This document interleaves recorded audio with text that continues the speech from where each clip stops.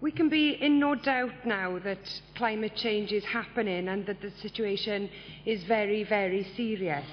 The latest research from the Tyndall Centre shows that climate change is happening at a much faster rate than scientists initially thought.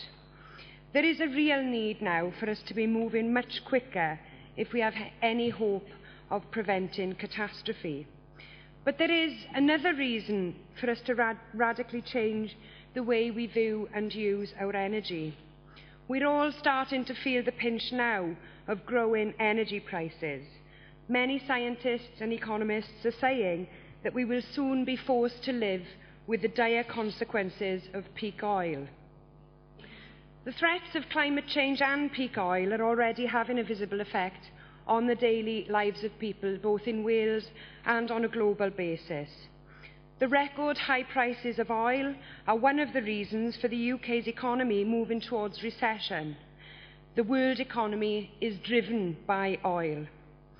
The Centre for Alternative Technology in Machynlleth has recently produced a report showing how the UK can adapt to the challenges of peak oil and to a low-carbon economy. Wales is in a better position again to meet this challenge.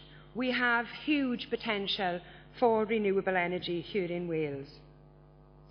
The motion identifies Wales's potential in wind power. Some of the installations that are being planned offshore are some of the largest offshore wind farms in the world. We have a large coastline and a potential to harness the energy from our tides. If we can combine measures to waste less energy with decentralised energy production, a distinctive Welsh approach to energy could be developed. The only way, in my view, that Wales has a chance of adapting to climate change and peak oil and a move towards more sustainable lifestyles is if the necessary powers are devolved to the National Assembly. All of our elected members, all of our activists should do all they can to continue to press for this, both at the Assembly level and at Westminster.